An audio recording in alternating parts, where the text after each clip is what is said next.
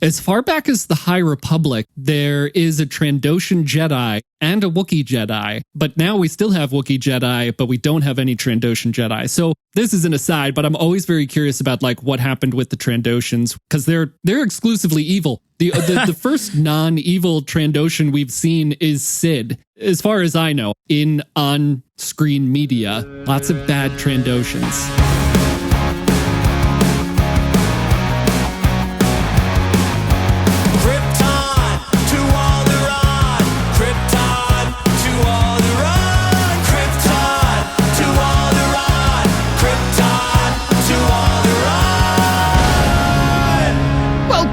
Everyone to Krypton to Alderaan. I'm Joey, your Star Wars lover, and with me is Royish Good Looks. Hello, podcast. Hello, Joey. Hello, and we're the podcast that analyzes all kinds of nerdy pop culture stuff, but it's mostly Star Wars, and this episode we'll be discussing The Bad Batch, Season 2. But first, if you'd like to get in touch with us, reach out with your feelings. Find us on social media anywhere, just search Krypton to Alderaan, or leave us a comment on YouTube. We've been getting a lot more engagement on YouTube lately, which is great. Thank you, everybody who's watching/listening on YouTube. So go subscribe and comment. I would love to talk to all of you about The Bad Batch. I'm having a great time talking about The Bad Batch. It's great getting comments. I'd love to talk about it more. So, hey, let's talk about it. And hey, we're always on the lookout for new reviews on Apple Podcasts. And that's all I'm going to say about that. How are you doing, Royce? I am doing great. This day has recovered from its lows of going to the dentist in early morning to jumping into Pro Tools and mixing some music to now talking about Bad Batch with my best buddy Joey. So we're sticking the landing today. When you start off at the dentist, it can really only go uphill or downhill. What? No, uphill, right? Yeah, I guess we want to make it to the top of the hill without doing a lot of work, right? That's the best case scenario. Yeah. Maybe I should title this playlist of these episodes that we've been doing reviewing The Bad Batch. Maybe I should call the playlist The Bad Batch Best Buds. Yeah, the BBBB. Awesome. Well, we workshopped that right on air. That's great. We did it. That's cool. I'm glad you didn't wind up with numb tongue. I know. We're definitely rolling the dice of like what's going to happen after, visiting, an oral, surgeon or whatever. I didn't know if we were going to be doing or what. Like, you just be taking this episode over, I guess. But here I am, and I've had some coffee, and I'm not going to shut up. So deal with it. Awesome. Well, glad to hear that. But it also could have worked out the other way because this episode of The Bad Batch was the most Clone Warsy episode of The Bad Batch we've gotten yet. And therefore, I could talk about it. I could do this all day. A Perfect. Little Steve Rogers. There we go. All right, let's get into The Bad Batch Season 2, Episode 6, Tribe. Here is my little synopsis. Coming in for another happy landing on a space station, we catch up with Clone Force 99 delivering forged Imperial chain codes to a group of droid smugglers known as the Vanguard Axis. While waiting at the ship, Omega discovers that Axis is holding a unique prisoner. And a presence we've not felt since. Our heroes battle for the prisoner's freedom and embark on a mission to return him to his home planet, where even more sinister forces await. Say it with me now. Put that on the DVD box cover. Nice. Yeah, Royce, classic. Let's start out this way. Now, a couple episodes ago, again, you had said that your favorite Star Wars are the lightsabers, someone in the galaxy is special, Star Wars. What did you think of this episode? We haven't seen a Jedi since the premiere of The Bad Batch Season 1. Yeah, that's a really interesting note there, right? And that would have been Caleb Doom and his master. What was his master's name? Do we know? Deepa Balaba. Yeah, I think, we're all a little bit broom boy at some point or another. Oh, that's great. I love that. Yeah. I think it's great to see a Jedi in The Bad Batch. Really interesting to see a Jedi youngling or Padawan. And obviously, Omega being the same age is a perfect pairing. But I don't just need the lightsabers. Like, he could have not had the lightsaber the whole time and used the Force or something. Like, lightsaber is not a non-starter for me or whatever. But that was nice. I was really curious to see how the Bad Batch were going to react to seeing a Jedi. And that was obviously very interesting how they played some of that dialogue and how Gungi was kind of scared of them. But dude, in general, you're talking about the Star Wars box. When this episode kicks in, all right, again, say it with me, everybody. There's the Marauder that pans in, from the side of the screen. And then we pan down to a big ass space station. I'm in, man. That's what I need to see. That's how you got to start all the Star Warses, in my humble opinion. It's Star Wars. You pan down to a space station. Come on. Or a planet or whatever. So I love that. Yeah, I really like Gungi. Obviously, I think we're going to talk about Gungi and the Wookiees a lot. Clone Wars fan yourself. How was this reintroduction of Gungi for you? I love Gungi. I really, really love this character.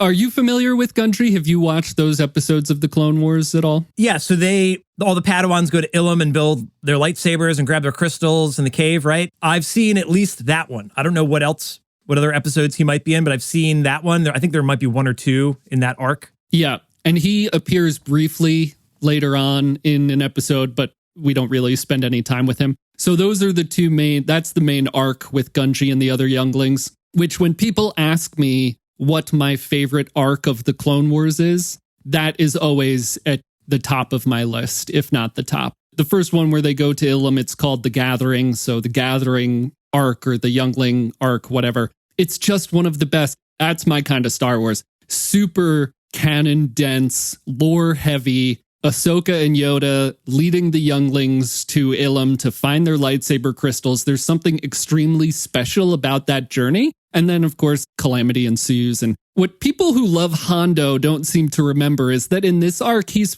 perfectly fine with killing these kids for their kyber crystals. But anyway, we'll leave that aside. So I love that arc, and I love the characters we're introduced to. And on top of that, Gungi is he's a character that's easy to connect to and relate with. And sort of all the younglings are going on their own little journey there. So we spend a lot of time with Gungi and him overcoming what he needs to overcome to get his crystal. And then we have Professor Yang, who's the droid on the ship who has helped younglings make their lightsabers for thousands of years. And he says, "Rare to the Jedi you are," to Gungi, as in we don't see a lot of Wookiees, which is just it was just a very cool other little drop in the intrigue department. So I love those episodes. I love Gungi. It was super awesome to see him again. He's got a cool lightsaber, one of the coolest lightsabers. I love it. It's really cool to see him build it. So yeah, I was stoked when the trailer dropped for this season and we got to see Gungi. I never expected it in a million years. I don't think I ever expected to see Gungi again or any of those younglings. But I guess now there's hope that the rest of them are out there somewhere. I hope Gungi continues to remain okay. All right, I have two Gungi questions then before we close the book on Gungi. I mean, I think we could talk the whole episode about him because he's pretty endearing. But number one, were you worried for Gungi throughout this episode? Every time there was an opportunity for Gungi to jump into the fight, Gungi's badass, man. He was not afraid. He jumps right into the fight when they're trying to still see what's going on. Omega's Gungi's pulling a fast one over there. Were you worried that he was going to make it through? That's interesting because I was not. The thought had not even occurred to me. And I don't know obviously in this episode, he's very headstrong and seems to be maybe angry. I don't know, at everything that's happened and what's going on with the Trandoshans and everything on Kashyyyk. But I wasn't worried at all. I don't know if it was maybe because, hey, this kid survived Order 66. He somehow escaped and has survived on his own for, I don't know, however long it's been since then. So yeah, that's an interesting question. I was not worried at all. I was worried, man. And especially because the clones had said, this is a lightsaber. Oh no, we got to find this. And you're no, now the episode, I thought it was going to turn into a hunt for Gungi, which it kind of did, but I didn't know if that was going to be part of it. They captured Gungi and then Omega's we got to get Gungi. It's Gungi, Didn't go that way. Okay, my second question then, you're not worried and you're hoping he's sticking around. Selfishly, I wanted Gungi to join the Bad Batch and then be he could talk to animals and we could use a guy like that. So I wanted him to stick around. Are you okay with him just doing his own adventures, or were you hoping he was going to be in an arc of the series? That's interesting because this season is arcless. So I'm not sure. It would be cool to see him more. I am 100% on board with him staying on Kashyyyk and fighting the fight on Kashyyyk with his people. Hunter at one point says, Jedi or not, he's a kid, he needs his people, which is the exact opposite thinking of the Jedi. Yeah. So there's definitely something there. And I love the idea of him staying there. He's learning about his people. He's learning about their culture. He's learning about the planet. He communes with the trees, which is amazing. But he doesn't know any of that. You know, something I did think about while watching this episode is that Gungi doesn't know any of this. Omega asks him if he remembers anything, and Hunter translates what he says to from his dreams. Right. You know, he's dreamt of it. There's so much there. There's so much heartbreak on top of like, we just met this kid and he survived Order 66 and he's been hunted, and the Vanguard Axis have a client that the Jedi would be valuable to. Gee, I wonder who that could be. But there's so many like levels of heartbreak, and then saying like, oh, Gungi's never been here. He was taken away when he was a baby. This is all new to him, but he's staying there and fighting with his people. That's really romantic that they're going to leave him there and not be like, he can stay with us. Like, you would think Omega would say something like that. Like, she would want a friend, but he's there with his family. That makes more sense that he's with his own people. It's really sad for Omega that she meets people like Hera or Gungi and doesn't actually get to like grow up with these other kids, you know, in a traditional sense. But she's met all these other kids, you know. I think that's interesting that she gets to pinpoint with them, but never stick around with them. I think that is exactly the point of what they get to at the end of this episode. I think that's exactly the point of where we get at the end of this episode. Because Hunter says they're just kids, but they can't be. They're both just kids, but they don't get to be in this galaxy, right. He says. Yeah. Exactly. She's meeting these other kids and potentially could be like friendships and relationships, but that can't be the way it works right now, which is extremely sad. And I think making Hunter realize that they need a different life. So put that in one of the themes we've been talking about, the batch trying to figure out where their place is in the galaxy. Well, here's hoping Omega finds a friend. Yeah.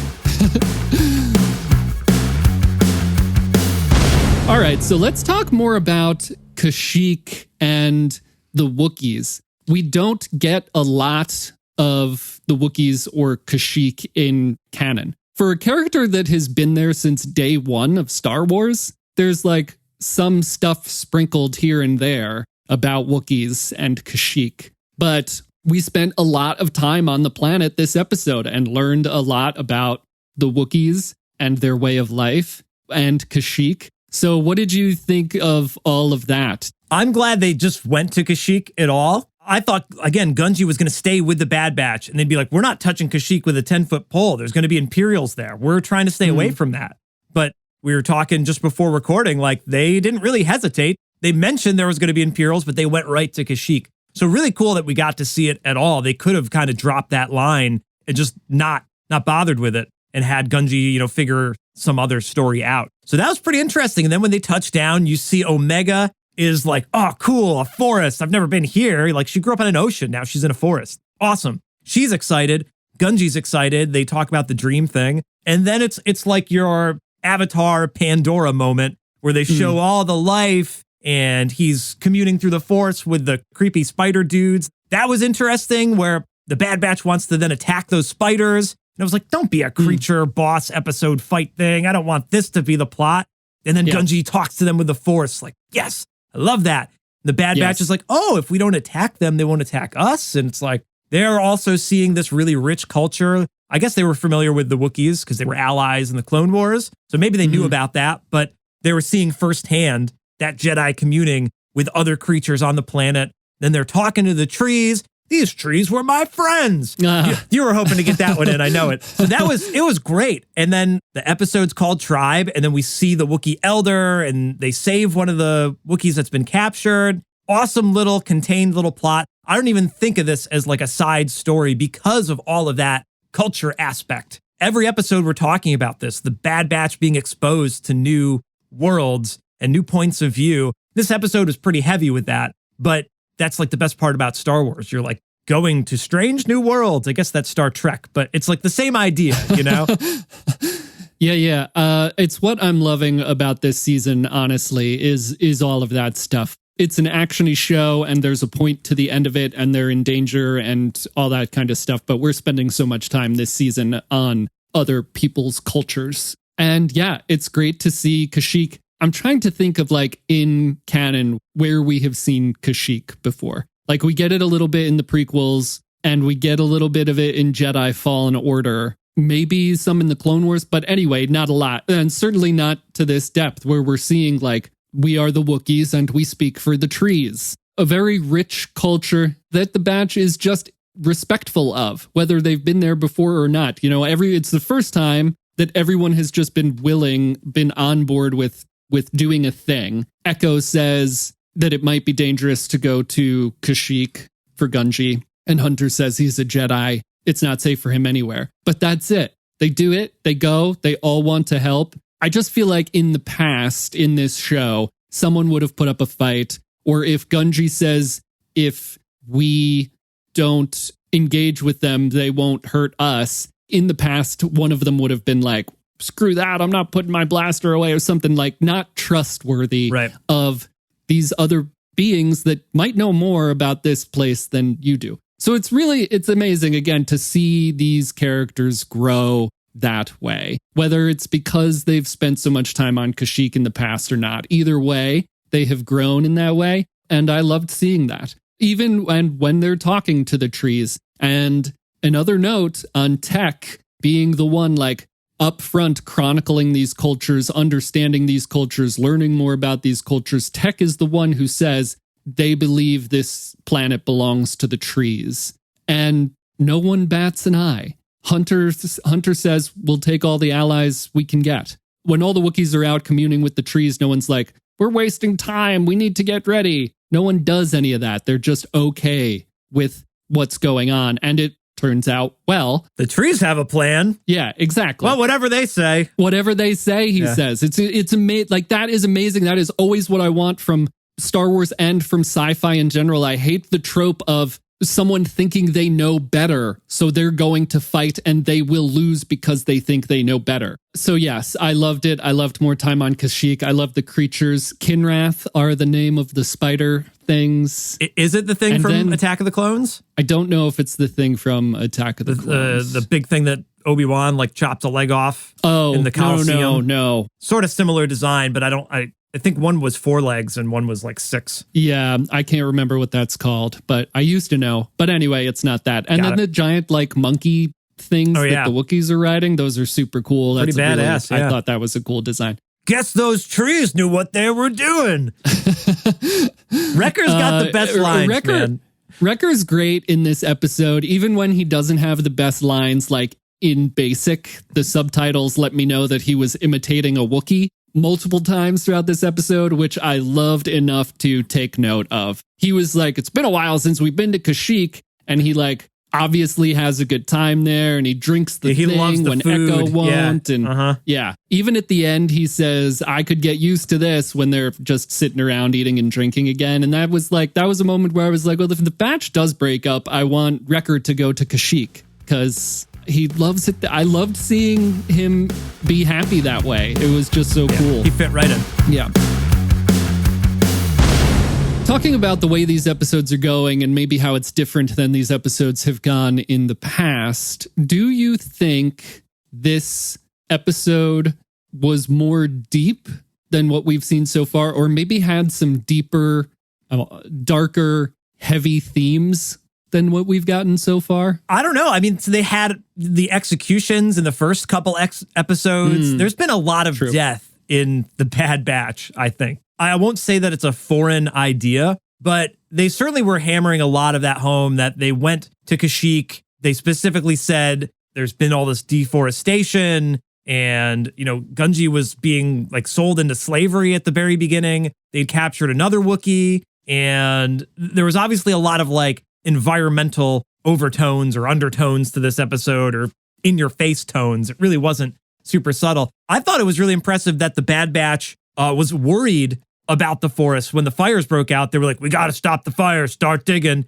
And they did that twice, which was like, you know, that's not a subtle thing. That was a plot point twice in the episode, that they needed to save the trees. And I think you put it perfectly earlier, that the respect for that planet and for the trees that of which the planet belongs to. I guess that's heavy. Like their world being destroyed, all of the Wookiees being moved into the forests. Like, yeah, that's the worst part of any kind of culture when you're stripping that freedom away from them. You're taking their home away, you're burning it down, you're enslaving them. Like, no, that is the opposite of the progress that we need in the world or in the galaxy. Yeah, the environmental aspects of this episode, it almost feels like we're talking about Kashyyyk and getting more information on Kashyyyk. And it feels like it would have been such a waste to not tell this kind of story with going to Kashyyyk. Right. A tree being chopped down and shedding a tear for it. Yeah. Right. So like a very Fern Gully type thing. But then also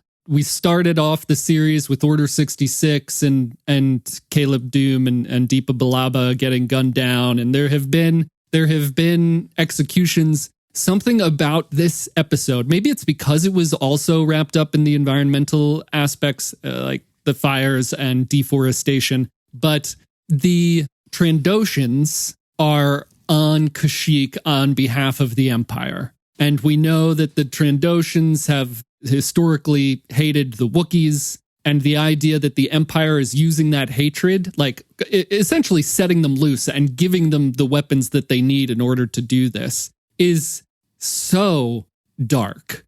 Like the Empire is getting something out of it. They're like oppressing the rebels, whatever strong Wookiees that would fight back, and using the Trandoshans to strip the planet of its resources, as they put in the episode. I think those resources are the Wookiees. When we meet the Trandoshan leader, Captain Venomore, he's wearing a Wookiee pelt. That's not nothing. That's pretty awful. He's on the Wookiee home planet. We're there with the Bad Batch protecting a Wookiee. And the first time we see this guy is he's wearing a Wookiee pelt. And then once they realize there's a Jedi, he offers 100 pelts as a reward for finding the Jedi. So the deforestation, the fires, the genocide, pretty heavy, like all wrapped in one. I guess like it has been brutal seeing the executions. They happen quickly on screen. This is like active genocidal storyline here that we get to see an episode of in, again, an animated show. Yeah, I'm glad that they didn't show that in any more detail or show like an entire tribe being, assassinated or something. That would have been maybe too far, killing one clone trooper off, like I was going to say unnamed, but I think they named that one clone trooper. But, killing off these one-off characters that we haven't really been around with is a little less jarring than like, it's this last tribe on the planet. So I'm glad they didn't go there. But I do love, like on the flip side of this, I know you're like, isn't this awful? Yes. I love the connection, though, to at least the only thing I can think of directly is Boba Fett with Kersantin. And he like attacks the Trandoshan in the bar in Garza Thwip. Man, I blame the dentist. But so that scene, now we have context for that. I didn't really know, like, it's just part of the lore. Wookiees, rip arms out of sockets, but specifically they don't like that other race, They just have this hatred for each other. And so that context there makes it a little bit richer. I thought that that was only because of this one moment. You're saying that the Trandoshan thing goes back into the Clone Wars, though? That's always been an ongoing? Yeah, there's definitely an episode or a series of episodes about it in the Clone Wars. As far back as the High Republic, though, there is a Trandoshan Jedi and a Wookiee Jedi. But now we still have Wookiee Jedi, but we don't have any Trandoshan Jedi. So this is an aside, but I'm always very curious about like what happened with the Trandoshans where they can't, because they're exclusively evil. The first non-evil Trandoshan we've seen is Sid, right? Okay. In like current canon, besides this one in the High Republic. As far as I know, I mean, I don't know everything, and I could certainly be wrong, but like in on-screen media, lots of bad Trandoshans. Interesting. So do we know what's the inciting thing, though, that they don't like each other? Was there some kind of dispute? Like, are they both from Kashyyyk? Like, what is the problem here? No, the Trandoshans have their own homeworld, but in the Clone Wars episodes, the Trandoshans are like capturing Wookiees and hunting them as a rite of passage. Just pretty awful. But yeah, this made me feel, I guess, like a deeper sense of dread than the other maybe darker tones we've gotten so far from this show. Well, yeah, like you said, the Wookiees seem kind of rare in the original trilogy or sequel trilogy. Where are they? They got wiped out just like the Jedi got wiped out, sort of thing. So that totally sucks. And we see that in Solo. We see like the Wookiees. I think that's how Han meets Chewbacca, because Chewbacca's being like transported for slavery, and other Wookiees are as well. And it's also the premise of like the first couple episodes of Star Wars Rebels. So there's always this like Wookiees are being imprisoned and sold into slavery by the Empire thing. I can't remember if it's Legends or not that the Empire used the Wookiees in the construction of the Death Star. So there might be like some stuff there. But anyway, there's always like this Wookiees being sold into slavery storyline. But hopefully Gungi's okay, and hopefully he continues to be okay. All right, one last thing that I think would be worth mentioning for our continued overview of the entire series so far and where we think things are going. I think there was another pretty like winking at the audience foreshadowing moment at the very end. And you had mentioned it before we started recording, Joe. The one day we'll find a new path, Tech says. And Hunter says, hopefully one far away from war. Bwah. This ominous music plays in the background and it's the slow fade out. And I was like, man, why you gotta do this to me? Like, I love when the music swells at the end, and you go into the theme song and we all clap along. Lando's clapping in the background and the Wookiees are dancing. Like, it wasn't like that, though, that they were staring off into the jungle. It was very much like, what are we gonna do now? This is kind of rough, and we still don't know how to get out of the rough. I got a bad feeling about this, man. Like, the way that they phrase those lines, that they didn't really know where they're going to go. They're just like, hopefully we can figure something out. And with the direction of the music being kind of spooky and the slow fade out, like, to me, that's intentional storytelling that it's not going to work out. This is my personal take. And I know, like, that's half the fun of us doing this shows. We only wanted to podcast because we love coming up with stupid theories about things. It's really where this show is born out of. And I don't know if it's going to have a happy ending. I really don't see that. The more they sprinkle in these little moments, they're hinting at us it's not going to go well. Yeah, this is not going to go the way you think. Exactly. But that line from Luke Skywalker comes at a time after he already had his happy ending. You know what I mean? Listen, I love being an optimist and I love happy endings, but happy endings come and go. The original trilogy ended, and then the sequel trilogy happened, and then the sequel trilogy ended, and what happens next? Like, there's always something after the happy ending, right? And I think that line, when we get the like end of a sad episode of Lost, no sound effect thing, really makes it stand out, like you're saying. And that specific line, so it's Yana who says in Shriwook the line, and then Tech translates it. And the line is, perhaps one day we will all find a new path, which is what you and I have been talking about this whole time. And maybe speculation, but speculation built on context of stuff like this. It's almost like Hunter was so mellow this episode, which was like, he's always kind of monotone and stuff. It gets a little bit grumpy, but it felt more emotional based on what they were dealing with in this episode. And that moment when he says, hopefully one far away from war, just hit me as very much like, this is the turning point for Hunter. This is when he's decided that he wants more for Omega. He's known it. He's known he wants more for Omega, and maybe he's even said it. But at that moment, it was very much like, this is no place for us. At the risk of not being a soldier anymore, which they seem to be fighting very hard to be soldiers for some reason, because that was what they were created to do, and now they're doing it for Sid. But so at the risk of not being a soldier anymore, going and having a life, getting Omega away from war, what's that going to turn into? Will sacrifices have to be made? I think it's also much more extremely powerful in this moment because of what we've been saying. Yana says it, she's leading that Wookiee tribe, and we've said this whole episode the Batch seem to have a tremendous respect for the Wookiees and their culture and everything they're going through. They're taking everything in this episode very seriously. And so that very serious line comes out of Hunter responding to the Wookiee, which I think makes it much more powerful. Yes, we're going forward with this. The Batch might break up. And I'm getting more and more okay with that, as heartbreaking as it would be, I guess, with stuff like this. Like Wrecker, again, loving the Wookiees, loving being there. Want to see Wrecker on Kashyyyk. Tech, go do your thing. Echo can go help Rex. Something that we've not talked about, I asked you a question a couple of weeks ago about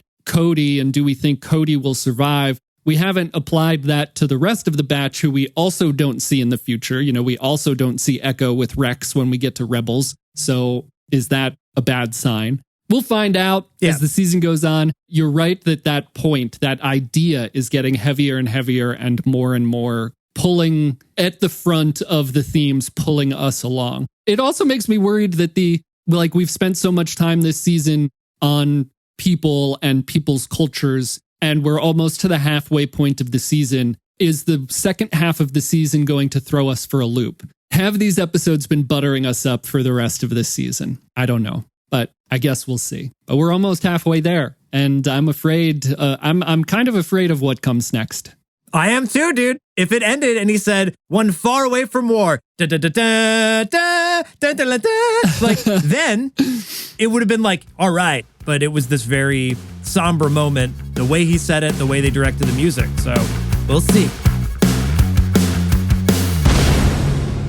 Okay, not so surprising question time. This episode, man, talking about everything with the Trandoshanans and the Wookiees, and now the Batch has been on Kashyyyk, fought alongside the Wookiees, shot and killed Trandoshans. No stun gun this episode. No much more stun gun this episode. And Omega's there fighting alongside the Wookiees, fighting Trandoshans. One of our themes is the Bad Batch breaking away from Sid. Do you think that they will take this back and that this will influence their relationship with Sid, especially Omega's, who, like you said last episode, Omega looks up to Sid? What if the Wookiee was going to be delivered to Sid? If they were bringing Gungi to Sid and she's like, "You guys really goofed up." Who knows? So I think you're right that all of these different cultural influences have expanded their world view, and that maybe they're not going to retire on Kashyyyk or on that Zepho ripoff planet, or who knows where they're going to wind up, but they clearly want to be somewhere else. This can be relatable to anybody listening. Like, when you're in an environment that's bringing you down, just go somewhere else. When you're in Sid's palace, of course you're going to get yourself into these missions you don't want to go on, or selling chain codes to slavers and smugglers. Like, you don't have to do that. And I think they're finally going to start realizing some of that in the coming episodes for sure. And I wonder if that'll be like a kind of battle with Sid too, or if they can just walk away, since Sid knows who they are and she could tip off the Empire. Like, maybe that's some of the big plot lines to come, you know, them breaking away from Sid, maybe not necessarily a season finale thing, but maybe this mid-season of them trying to get to the next thing, breaking away from Sid, season finale onto the grander scale of like freeing their brothers and the other clones or whatnot. Yeah. What Omega has just seen on Kashyyyk, sullying her view of Sid, who she has looked up to so far and stuck her neck out for and put like the Batch on the line for in the past, would be incredible to see. You know, they've had one character tell them you can't trust Sid, and now she's seen the rest of these Trandoshans fighting the Wookiees. So all of them now going back and interacting with Sid, it will be interesting to see if the relationship has changed there after this and lead to, like we've been saying, a breakaway or something like that. Hopefully Sid's not dealing in Wookiee slavery, but Who knows? All right, listeners, do you think that this episode was a turning point for Omega in the Bad Batch in their view on their place in the galaxy and whether or not they got to stick with Sid or they got to depart from Sid? They got to make a breakaway and break away. You let us know wherever you're listening. If you're on YouTube, drop us a comment. If you're over on Apple Podcasts, leave us a review. Wherever you social media, we're there. Search Krypton to Alderaan. We always love hearing from you. Thanks for listening to the end of the show. I've been Royce. I've been a Kinrath. And we've been Krypton to Kashyyyk. Alderaan.